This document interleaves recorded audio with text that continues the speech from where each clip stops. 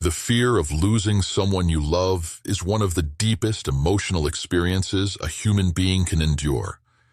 It is a fear that hides in silence, rarely spoken out loud, because admitting it means acknowledging the terrifying truth that nothing in life is guaranteed. This fear becomes stronger during Christmas, a season that reminds us of togetherness, family, warmth, and memories. When the lights are shining and the world seems full of joy, the heart becomes more aware of its attachments, its vulnerabilities, and its pain. Christmas amplifies emotion, the love we have, the love we lost, and the love we are terrified might slip through our fingers. No one wants to face an empty chair where someone once sat. No one wants to wake up one December morning and realize they should have said more, done more, hugged longer. And so the fear grows quietly, persistently, relentlessly. Many misunderstand this fear.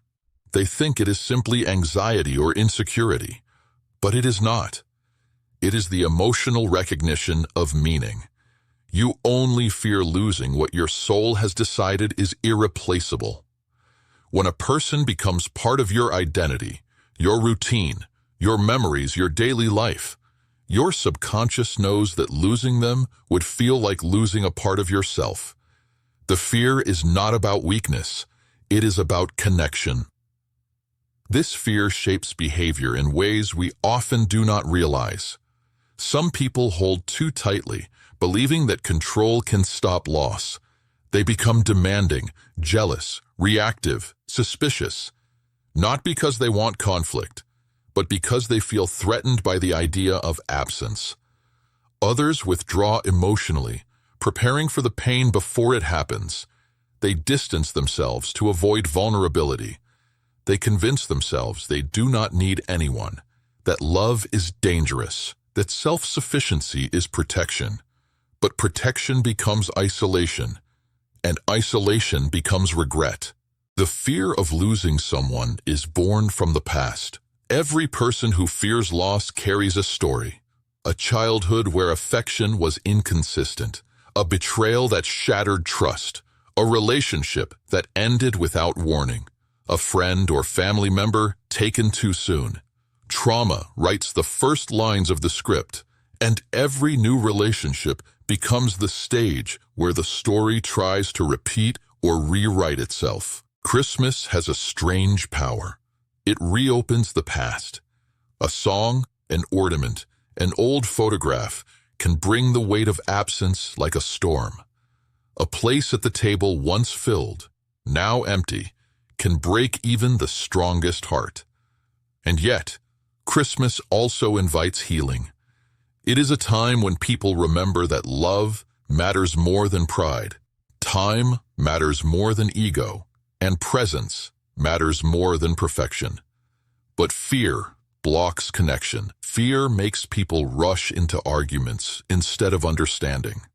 Fear makes silence feel safer than honesty. Fear convinces us that speaking about love raises the risk of heartbreak, when in reality, silence destroys relationships far more than vulnerability.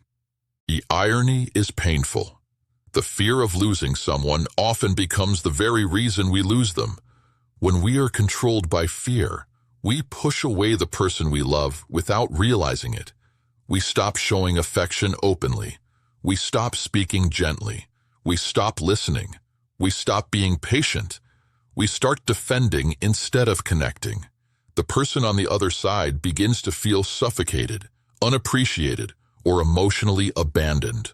They begin to withdraw, not because they do not care, but because the relationship no longer feels safe. Two people who love each other deeply begin to act like strangers. The fear of losing each other becomes the engine that drives them apart. If love is oxygen, fear is smoke. It suffocates slowly, filling the space until neither person can breathe. Some relationships die quietly, not because love disappeared, but because fear prevented both hearts from being seen. How do we stop this cycle? The first step is understanding that fear is not reality. It is imagination. Fear builds stories that might never happen. It predicts disasters without evidence. It invents threats where there are none. Many relationships collapse because people react to fears that never existed outside their own minds. Fear makes us believe that love is fragile, when actually love is resilient, powerful, and patient if we let it be. The second step is communication, not defensive dialogue, not angry interruptions, not silence disguised as strength. Real communication, honest, gentle, vulnerable, imperfect. Saying what hurts instead of pretending nothing is wrong. Saying what scares you instead of fighting. Saying what you need instead of assuming the other person should know. Saying I love you before it is too late. Saying I need you with me without shame. That is courage. Vulnerability is not weakness. It is the highest form of emotional intelligence. The third step is perspective. Life is shorter than we pretend it is. Time is cruel in its speed. We think we have tomorrow. We think we have time to fix things later. We think they will always be there. But loss does not send a warning. The greatest regrets are not things we did. They are things we never said, never tried, never expressed. We do not regret love given. We regret love withheld. Christmas is a reminder of that. Every year, the lights go up, the season arrives, and the world becomes softer. People think more about love, family, forgiveness. Why? Because something inside us understands that connection is the meaning of life. We pretend our careers, our pride, our independence matter the most. But at the end of every year, what matters is who we have, not what we have. And so the fear of losing someone is also a reminder. It tells you that love is alive. It tells you that someone matters more than the rest of the world. It tells you that your heart is capable of depth, loyalty, and devotion.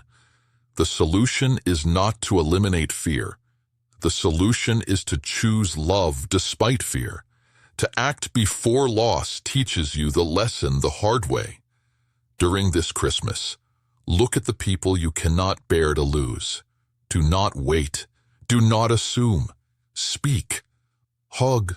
Apologize. Forgive. Stay. Love louder. Be present. Put down the phone. Look into their eyes. Tell them what they mean to you. Fear disappears when love becomes action. Connection kills doubt. Vulnerability kills distance. Honesty kills silence. Because the truth is simple. You cannot stop loss. You cannot control fate. But you can give love so fully, so genuinely, so powerfully that no matter what happens, you will never live with regret. The fear of losing someone you love is not solved by holding tighter. It is solved by loving better. Remember this. People do not leave because they stop loving. They leave because they stop feeling loved. They leave because instead of warmth, they feel coldness. Instead of safety, they feel distance. Instead of being understood, they feel judged. Instead of presence, they feel absence. The cure is not control. The cure is connection. On Christmas night, when the lights are glowing and the world is quiet, place your hand on your heart and listen. If there is someone you love, someone you cannot imagine losing, someone whose absence would break you, then act now. Say the words. Fight for the relationship. Show up. Love without fear. Because nothing is more painful than realizing you were waiting for a perfect moment that never came. Love is always urgent. Love is always now. One day, whether tomorrow or years from now, you will look back at this Christmas and ask yourself, did I love enough? Did I say what mattered? Did I show my heart? If the answer is yes, then you lived without regret. If the answer is no, then regret becomes the ghost that follows you. Do not let fear write your story. Let love write it. Let connection write it. Let courage write it.